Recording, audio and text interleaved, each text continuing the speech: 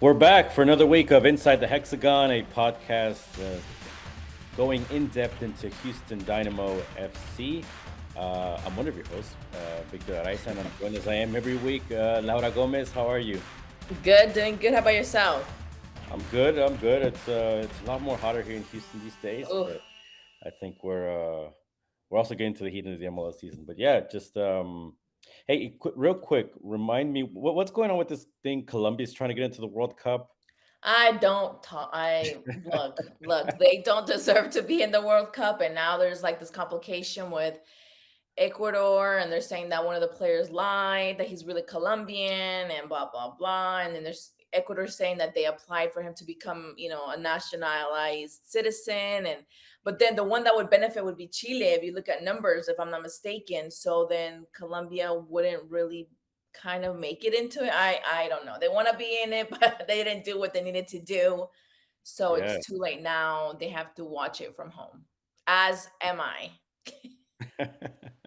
All right. Well, didn't know what they did need to do, which we can kind of apply that here to Houston. So Mm, back to back Copa Tejas losses, Laura.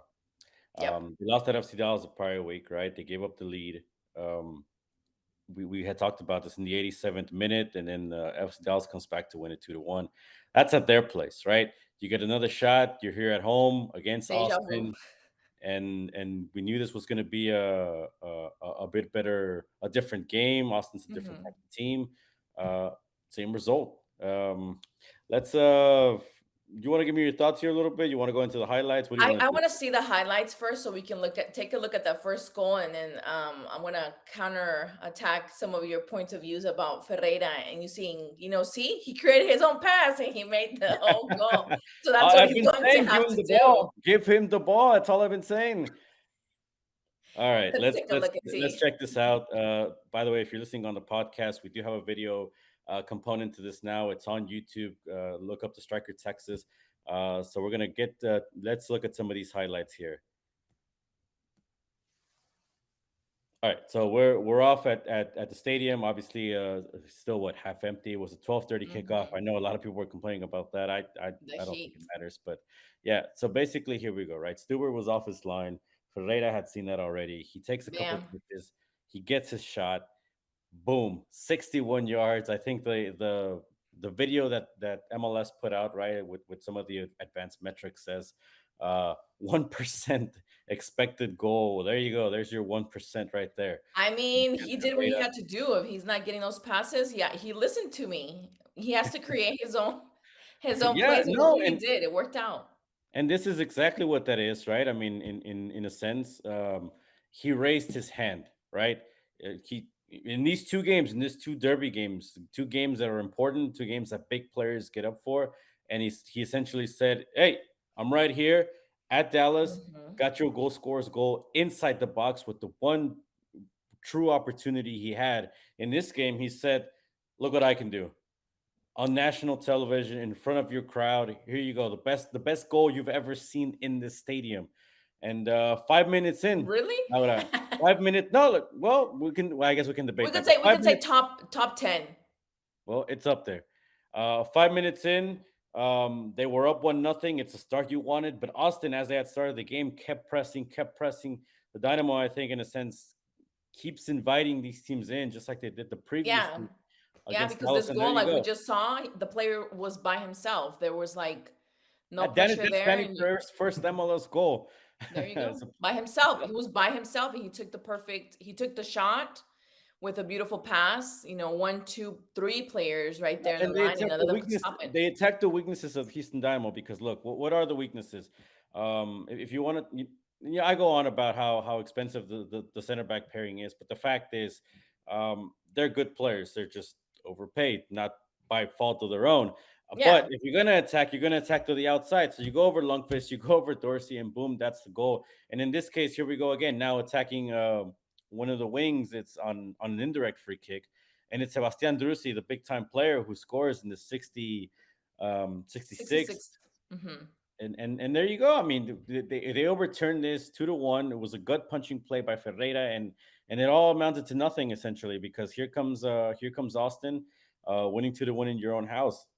And they gave him the space. For me right there, it's kind of like, yes, he was surrounded by several, Dynamo players, but he had enough time to set up that play. Like, he received the ball, he had time to turn around, had time to set himself up to take the shot. And that for me is an issue, because if obviously you're having issues scoring, then you have to be on top of the defense and not give the kind of space to players like he is for him to score. And that's what happened.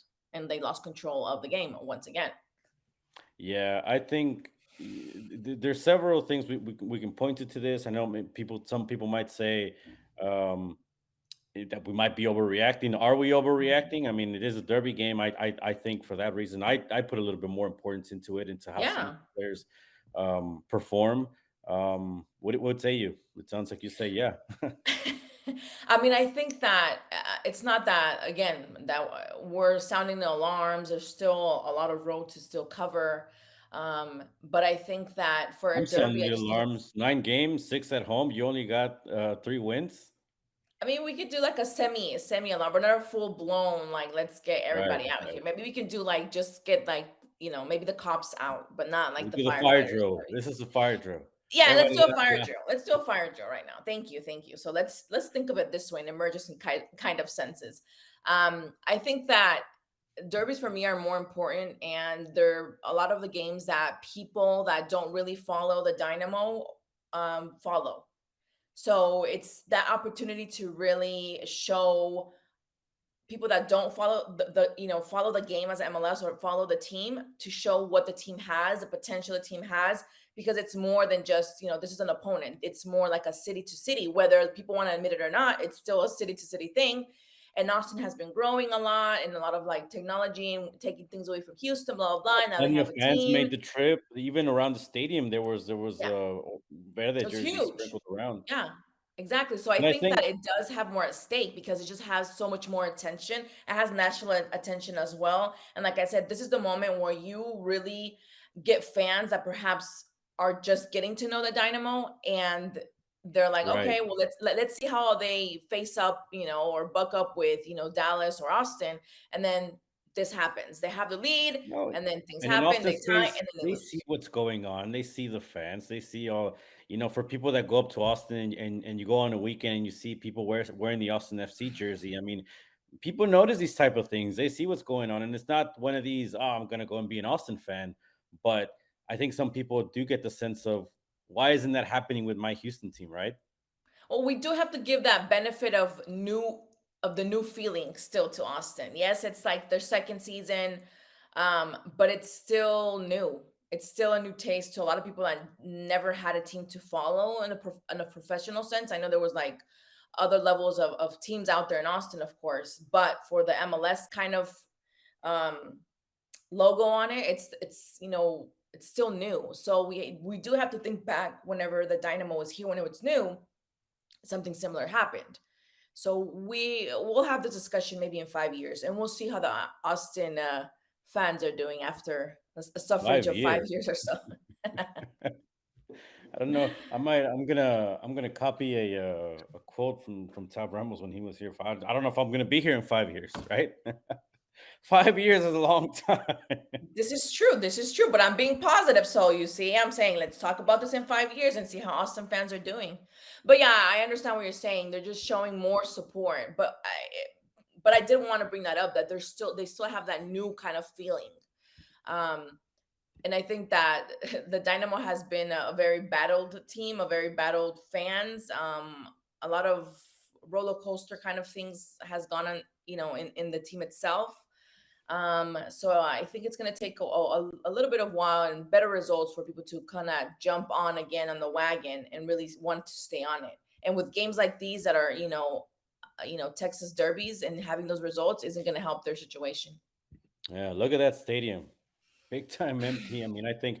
Look, what do you think about the time? Do you think that that was something that was overly influential? I know a lot of people maybe are making a, No, I mean, a for big me, commotion of this. no, for me, it's an issue. Like with the NW sub, you want to, put a game at 9:30 in the morning. Come on, that's ridiculous.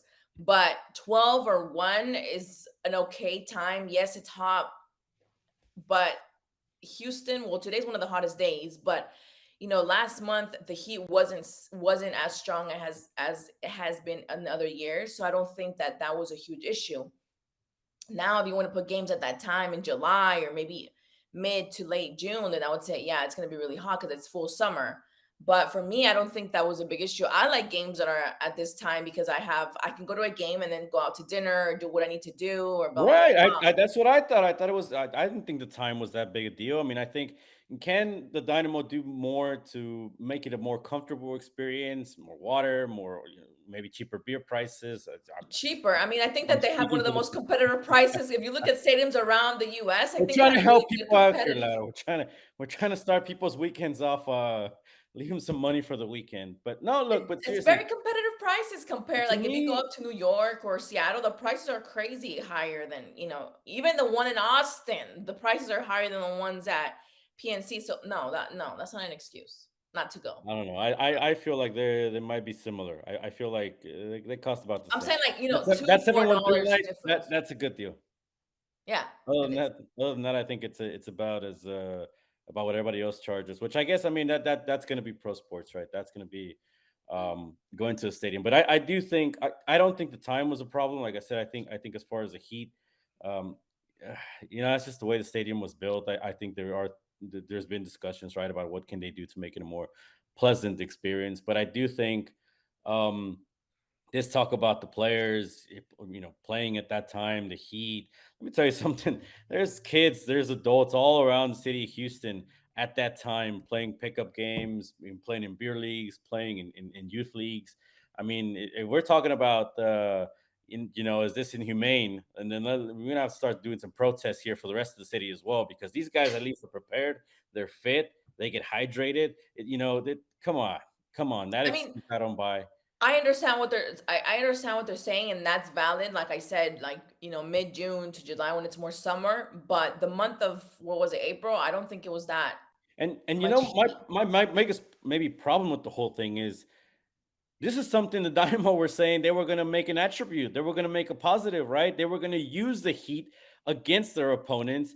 As a Instead, they pro. pulled And back. They it's stepped something back. that we've heard before. We've heard it from coaches, we've heard it from players that say, "Well, we're used to practicing in heat, in the humidity, and teams from the north or teams from wherever aren't used to this kind of heat, so we take it to our advantage." Yeah, but that doesn't mean give the ball to the opposing team and then make them make you chase let them make you chase them, right? I mean, Yeah, come yeah, on, no, no, no, no. you're up 1-0, defending the lead. Obviously, we have to make mention that Matias Vera was not in this match. Um, uh, you know, Nagamura decided to go with Memo Rodriguez in the middle and Darwin Quintero instead of maybe a Darwin Seren there, who might be of similar qualities um, to Vera, right next to Coco Carrasquilla in the middle. But people have also seen Seren play, so maybe that they were fine with some of this move. But I did think because Memo Rodriguez and Darwin Quintero were on the field at the same time, the Dynamo were going to be more aggressive. I thought they were going to push up higher early. I thought they were going to have trust Coco to man the midfield even on his own, but a guy that can do that for you. I was surprised to see them not attack more or at least have a bit Push. more urgency to get that second goal. Mhm. Yeah, How I did you? agree, but that's something that I kind of got also with the Dallas game, that there wasn't that we just mentioned, like a real urgency to really get the results, really trying to push up.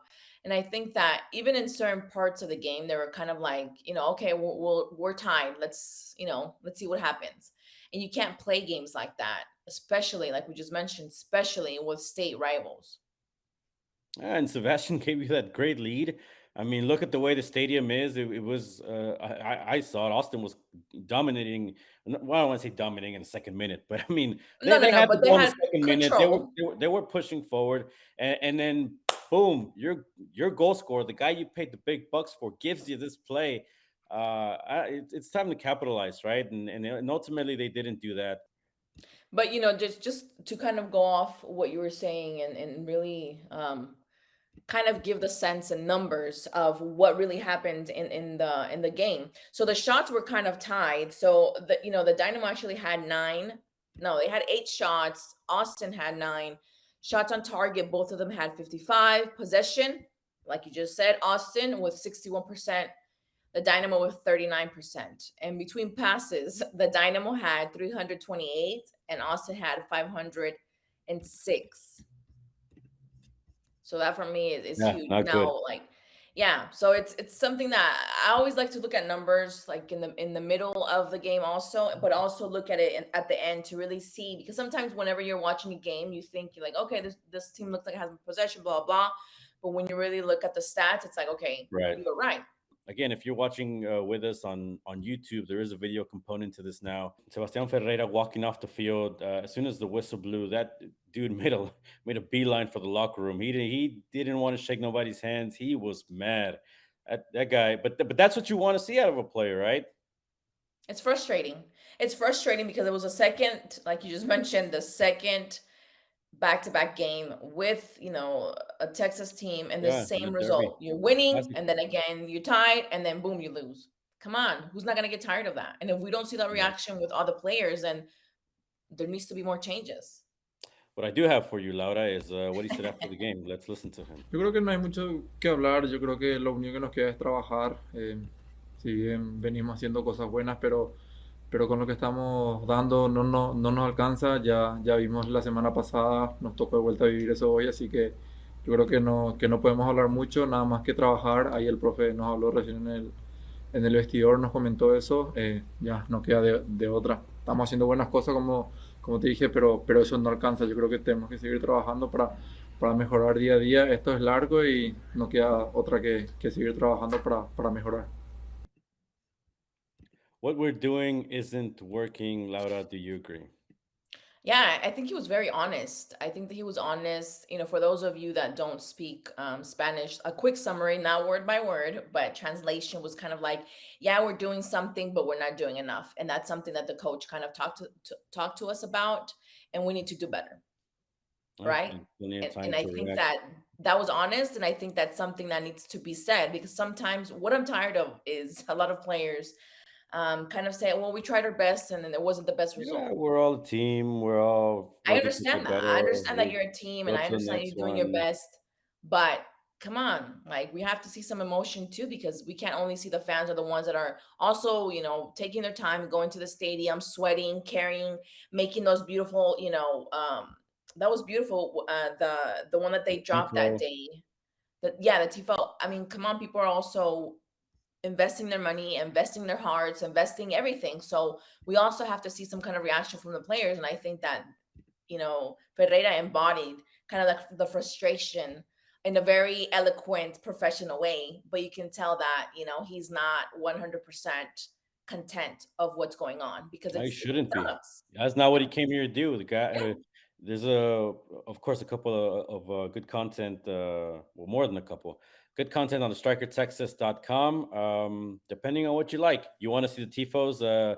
We have a tifo tracker, so we've been compiling a Awesome. list of all year, the ones in Austin, the ones in Dallas, here in Houston, the one your picture from the America game, where the Mm, America fans, a club as that's big as amazing. Texas. So we have that up. Sebastian Ferreira spoke to the MLS communications team about his ambitions, talked about he wants to use this league as a platform to Europe. Um, well, he's certainly trying to do his part, despite Yep. maybe the lack of service. I mean, a goal like that's going to get you noticed. It was the goal of the week. It's gonna go a little viral on social media, and I think maybe lure the attention this way. And he's a guy that has Potential. well, no, and no, but not only that, the confidence. He's talked about wanting the responsibility of the team. The what was the tag they gave him? The most expensive Dynamo signing. He was proud of that. He said I want to give the club every worth of Prove what my that worth. means. Right, make it seem like it was a worthwhile investment. Right, um, be the top goal scorer in the league, be the top goal scorer for the club. Those kinds of ambitions, and again, it's going to be hard to get there the way that the team is currently composed because he's not getting that much service, right? I mean, Yeah. we've talked about the wingers. Fafa Pico is probably about the most dependable guy you can have in the current mix of guys. Tyler Pasher's not getting enough service in there. Corey Baird, when he's been in there, has muffed his chances, hasn't produced. Thiago's working himself into fitness. He might be the guy that takes that position in the middle. Creatively, Carrasquilla has been the guy Yeah. who's provided the backbone so that Darwin Quintero can be creative, can have some of those flashy plays. But you saw it, and maybe fittingly enough, he comes off the game against Austin, right? And right as he comes off the game, Austin scores and takes a 2-1 lead, and then it just shows you that Houston didn't have anything else to combat with. Mhm. There was no creativity. Memo Rodriguez, where is he? I mean, I think he's been checked out for a while. We've and talked it's about this before. yeah, and it's not to pile on the guy, and it's not No, and to it's fine. I mean, sometimes you criticize need fairly. what is it? A breath of fresh air is what you need to really start your career and kind of vamp it up again. Will And Bruin had to go off to the Seattle Sounders, and now he won a trophy. He won the CONCACAF Champions League, right, on top of a couple MLS Cups. I mean, I don't think that's a bad thing, but the other yeah, part is the guy's got to wake up. The guy's gotta. And I say this because I think there's a lot of people here in Houston that want to see him succeed. He's the one guy who, because I mean, of he's a sheer work homegrown, so ethic, why not? no, but because of sheer work ethic, he made it through the homegrowns. He made it to the first team. Who else has made it? Nobody else put in the work. It was a system that was essentially against the player making it to the MLS level, right? There was a lot of guys that were handed contracts. He was one of the guys that in essence took the opportunity and ran with it, right? And now I think the hardest part has been done.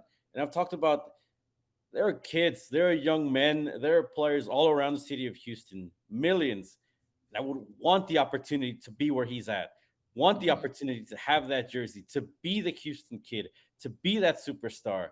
And I just think somebody's gotta get him going here. That's Somebody, no, he has to get himself going because if you don't get yourself going, then it's a lost battle from the beginning.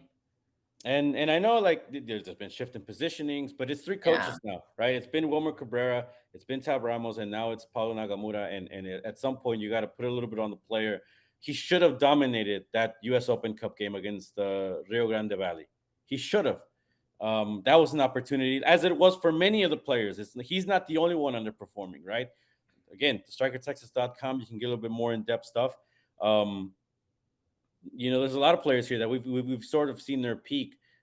Some of these are frustrating because we know that there can be Well, another we've gear. seen it. I mean, in between us, off of the cameras and off of the mic, we've also kind of joked around and on air too. We've said, where's Angry Memo?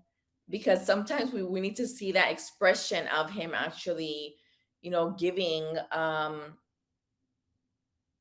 something more than what he really usually gives. So just to see that passion or anger, even to see that on the pitch, it's something that we kind of joke around and say, hey, we need more Angry Memo because we see that he has a potential, but it's like something that needs to be lit and stay lit, not be turned off and on and off and on, but kind of be, constant if he wants to stay in the team and really help this team kind of rebuild in the sense and the trust of the fans and really make it to the playoffs because man, even if the Dynamo made the playoffs today, I don't think they would get far. So enough of the same old, same old. Let's jump into a different subject. Coco, tell me all about it. Yeah. Yeah, so you had something interesting to say yesterday. We asked him about a situation with the team. I'll let you and the listeners check it out Take ¿Qué a nos first. listen to puedes this look. compartir, Coco, de tu instancia con el club? ¿Hay algo que nos puedas decir? ¿El club se ha acercado con tu representante? ¿Te han dicho algo sobre tu instancia permanente? ¿Qué nos puedes compartir en ese aspecto? Bueno, apenas estamos entrando al mes de mayo, principio de mayo. Yo tengo contrato hasta el 30 de junio, así que yo creo que hay demasiado tiempo para ver esa opción. Yo por el momento, hasta el 30 de junio, daré lo mejor de mí y si el 30 mismo me dicen que me queden, lo haría, así que por eso no hay problema. Pero no ha visto acercamiento de que tú sepas. O No, que puedas compartir. por el momento no se ha hablado de ese tema. No sé si con mis representantes lo han tocado. La verdad que tengo un representante que es totalmente de confianza, así que yo creo que él estará viendo en su momento lo mejor para mí y esperemos que sea una buena noticia. De tal manera, si fueras a quedarte, ¿te has visualizado ya un mediocampo con Coco Carrasquilla y Héctor Herrera? Sí, yo creo que desde que él fichó, todos sabemos la importancia y el jugador que es. Yo creo que va a ayudar mucho, mucho al equipo, así que yo creo que sería un gusto quedarme para jugar con él, ya sea aprender, que nos muestre de su experiencia un poco. Y bueno, esperemos que todo se dé primero que todo, ya que tengo un contrato hasta el 30 de junio y creo que él viene luego. All right, Laura, there you have it. Coco Okay. Carrasquilla. What do you take from that? I mean, let's do a quick kind of summary of the first part. So basically, you asked him, has the Dynamo approached him or kind of said anything because his contract is up on the 30th of June? He was kind of like, no, they haven't really said anything to me. I don't know if We they haven't talked to touched my the agent. subject. Yep. Yeah, we haven't really touched the subject, but until that day, I'm going to give all of my best to the team. And if that same day, the last day of the deadline, if they say join me, that he would say yes. He's like, So he basically said it's still early. I don't know how early it is. He's like, well, we're still in May. I mean, exactly, that was I'm my under first contract reaction. until the 30. And he's like, hey, on the 30th, if they call me, I'll stay. That was on my reaction too. I'm like, I felt some like procrastination vibes like in college. And I was like, oh, it's due tomorrow. We still have time. Who cares? And I was Yeah. like, but now But my he older self, did I'm like, mention he hasn't talked about it with his agent. I mean, a lot of these times, these deals, we know that the agent talks with the club. The player tries not to get involved. and they're down to Um, the wire. yeah, and well, his agent could still be looking for him for options in Europe. That's one scenario, right? He's under contract with a second division Spanish club, FC Cartagena. I thought it was in Colombia, by the way. They named it, but there you Cartagena go. is a a city in Colombia, but no. So and he's talked about his ambitions of wanting to go back to Europe at some point. But I mean, you got a pretty good situation here. I feel you get a guy like Herrera helping you out in midfield. It's suddenly not so bad, right? And then maybe stay a little longer. We'll A see. little But longer at least. I think Yeah, but Dynamo fans certainly would love to see him. I think he's been the best player in my opinion for the club this year. It'd be a shame not to keep him, but we'll see where it goes. yeah, the decision sometimes made for players has been interesting. But with him, I think that it has been a really good choice, and I feel like he still has a lot to give to the team. So hopefully they do sign him on a little bit longer. And that second part that you kind of asked him was about Herrera, right?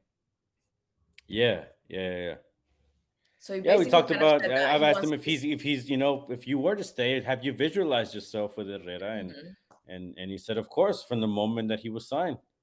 Yeah. They said he's an important guy. He wants to see kind of what happens, and I mean, I think it's a good kind of. He kind That's of. not a I bad feel guy like to he learn sees from. himself. Yeah, Most, I believe, most the Mexican with the most Champions League matches. So I mean, and obviously he's coming from La Liga, uh, was champion with Atletico de Madrid. So there could be plenty of advice that I can give somebody like Carrasquilla and how he can transcend out of the second division and what what the first division entails, right? What being a professional at that level entails. Like I think part of it is putting more of your part, putting in the extra hours. I don't think it's a coincidence that Albert Ellis used to stay after trainings, put in that time, and now Mhm. he's in France. I don't think that's a coincidence. I think the best players find a way to transcend. Jeff Cameron had that type of mentality, right? To get to the next level. Once an Yeah, opportunity came for him to go to the Premier League with Stoke City, he took it. And we've seen players like that, right? Stuart Holden letting his contract run out and going over to Bolton.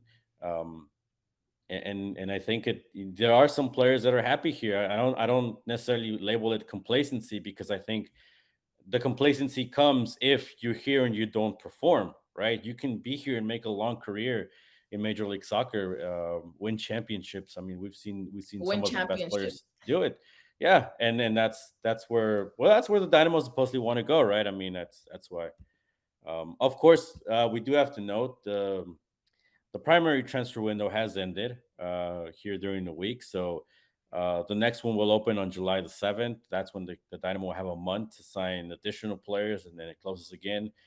This is only for players coming from foreign leagues, from outside leagues. So MLS trades, all that stuff, still on the Mhm. table until I think usually it's around September. So we can probably double check on that. But all right, DC United.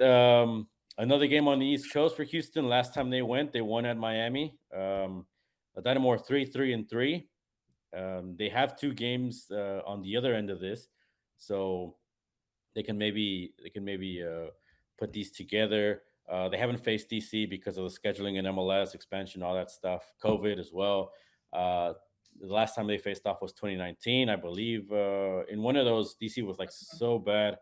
That was one of the road wins that the Dynamo had. They'll be looking to get another one here.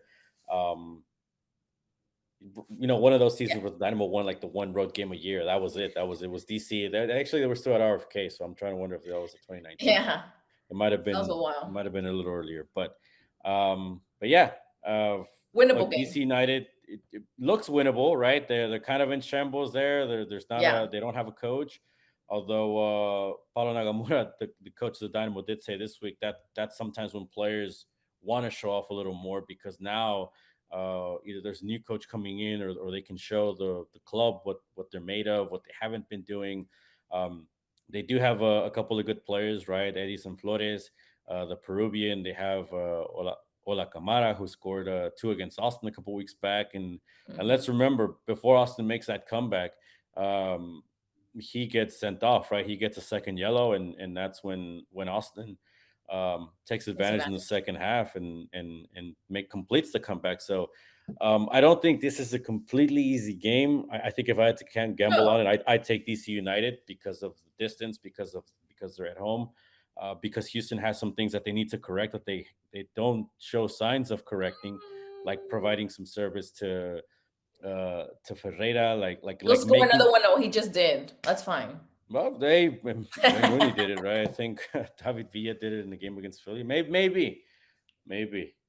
I mean, when you look at it in paper, I think it's a very winnable game. Yes, DC is going to be at home and they have the advantage and maybe perhaps more fire under them because they don't have a coach, etc. But for me, I think that's a very winnable, or at least if worst comes to worst, tieable game for the Dynamo. You can It's not losing is would be Yeah, the utmost failure, not only because you lost, but because the team that you're going against. Obviously, we're looking at the record that DC also has in the current season, and last place in the it's East. not the best. So you can also take advantage of a team that does not have a coach, it does not have that guidance of a coach, of somebody. I'm pretty sure they're gonna have like somebody like an assistant coach, or obviously somebody be there representing, but it's not the same thing as having that coach that you talk to and etc. So I think the Dynamo can really take advantage of that and really go for the win and kind of recuperate, the points that they did not get here in Texas. So I'm Well, looking for a that would tie, be good. That would be nothing good. less. You get a big win. That's it. That's how you start taking back some of these home points that maybe you should have gotten in the early stretch because yeah, you come back, you have two games at home, then you got, I believe it's what's another two away, right? It's this one's away, you Two come back games. twice. There it's not an easy home stretch either, right? It's Nashville and then it's Seattle midweek. Um which maybe helps you against Seattle, maybe it doesn't, but then you got to go at LA, you got to go at Salt Lake, two teams that Orlando. are going to be favored in their own house. Yeah. And this is all before you get the chance to have Hector Herrera come into the mix and see what you do there, right? And see what And happens. no, and that's another thing. Like if Carrasquilla doesn't stay, and you're slotting Herrera into that same, now you got one Yeah, less that talented player. that would You're be forcing Herrera to taking adapt. a step back. So we'll see what comes of this. Obviously, we'll have it all covered on the strikertexas.com as we have been doing all season, and of course here we'll have the reactions. We'll have more commentary here on Inside the Hexagon, and yeah, just see what they do out in the nation's capital before they get this started. A couple things, Laura. Um, Beto Avila from Dynamo 2 signed a full time first team contract, so that's big for him. I believe the first, obviously, MLS Next Pro started this year, but the first MLS Next Pro player to make that jump officially to the next team. I've been talking about and I think you have as well, about maybe just getting some younger players the experience. Just run them out there, give them some minutes, right? And maybe this is a sign also when we see some of these announcements. For example, last time him and I think it was Telen Maples, the defender from Dynamo 2, that got signed to short-term contracts. So immediately they were in for the Open Cup game, right? So sometimes that's why they get announced. This could be a sign maybe that he might be on the trip to DC. We'll see, right? Just another Yeah. storyline. And then the Yeah. other one, yeah. Go ahead. Are you gonna say it? I want to give it to No, you because you're Mexican. So go ahead. go ahead. All right. Well, not just because you know what. Let me be right back. Go on, bam for me a little bit. Okay, all right. So what basically I was gonna give the privilege of of you saying who or what we were talking about because you're Mexican, but I think just talking about the youth and the importance of really fomenting the youth here in Houston and then playing soccer. So several players of the Houston Dynamo FC Academy have been called up to what team? Ah, the Mexican national team. That wasn't even where I was going with that, but that's Oh, actually okay. there you I go. went the Yeah, wrong way. for Dynamo Academy players to youth Mexican national team. Yeah, we'll obviously follow that, but also the Also. Dynamo Charities Cup is back, Laura. Ooh, nice, And guess nice. who It they're was missed. facing? Guess who they're facing? They're facing Atletico de San Luis. That's who they're facing. That's right. Wow, I That's didn't. right. You know what? I forgot that that was the team that you follow. Yeah. Well. I don't Yeah. know why I thought no, that's somebody else. Chivas. I know who's Chivas. I thought you were Well, a. Wow. Yeah.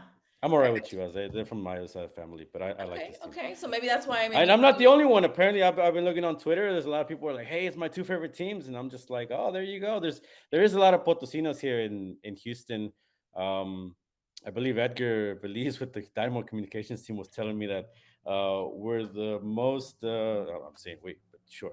I, I'm from Houston, but I'm including myself in this. The most Mexicans behind from the Monterrey. people from Monterrey. So second most Wow, really? population. So That's there you nice. go. That's nice. That's Maybe nice. we'll I see like the some people diversity of down. the teams that they bring, and I think that it's amazing to really give that shout out to Potosi. To give them that opportunity to play in the stadium here in Houston in front of a hopefully a big crowd. Yeah, I don't know about that, but I said, hopefully, can you let me finish this hey, podcast? no, we need to On. get some people down there. I've been calling my people. Let's we'll see how this goes. But yeah, I do think some of these games they do need some marketing push because remember Vela came a couple years back with Real Sociedad. Mhm. Bad start time. That was 6:30 midweek, and I mean, so some of these games do need a little bit of help. But I'm glad it's back. This international competition is the fifth time it's Dynamo versus Liga MX. That Monterrey's been in the game before. Santos. I forgot who the other team was. It's escaping me here. Cruz What Azul. was it? When was it that they played the English game? English They team. played Stoke when Jeff Cameron came back into town. Okay. Stuart Holden Okay. came back with Bolton, even though he didn't play. West Ham was also here. El Salvador, they've had Aguila. León también, Not Leon, no, not ¿no? yet. Olimpia. Uh, Surprisingly, no. You I just gave really? you all the teams. I Yeah. know. I'm trying to think. I'm like, I thought they had. Well, maybe it's for a different game. But anyways, maybe it was a Champions CONCACAF. Maybe. Sorry, a Yeah. lot of soccer games in my mind. I'm trying to order what club and And what two day. Brazilian coaches. We got Paulo Nagamura going up against Andre Jardim, who won the Olympic gold with Brazil with the men's team, who eliminated Mexico, but that's another. By the way, Jimmy Losano, who was being looked at as a Dynamo coach, he's in the playoffs with Necaxa. I know people were just updating the people. Anyways, yeah, we got San Luis this year. Maybe we'll get Atlético Nacional next year. First Colombian team to I come in. hopefully. I mean, why not? They brought him in. It was like right before that pandemic. They had like a I think they played a team from Cali and it was really nice, but it wasn't, it was kind of like a early game and there wasn't really a lot of like marketing done. But of course, all my family and I went, but it was kind of a little bit more empty than what Yeah, I America really de Cali, expected. right? That was like, Yeah. yeah. It's two huge teams, but I was kind of surprised by the emptiness, but I was like, okay, well, I'm here, so it doesn't matter. So Yeah, I think I was happy. that was one of those third party games. Somebody else, Yeah, it another was. promoter. Yeah. All right, Last thoughts, Laura, before the Dynamo head off to the nation's capital. My final verdict is win or tie and nothing else.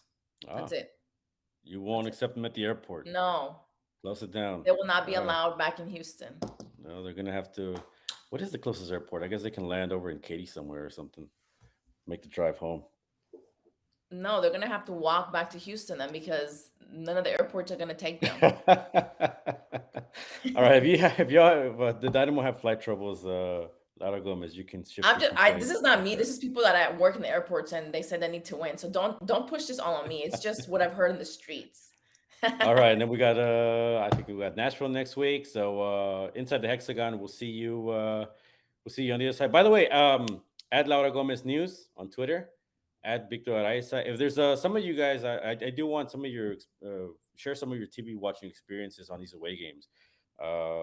Obviously now back on cable in English. I want to see if there's anybody that watches it in Spanish. I'd like to get some feedback on that.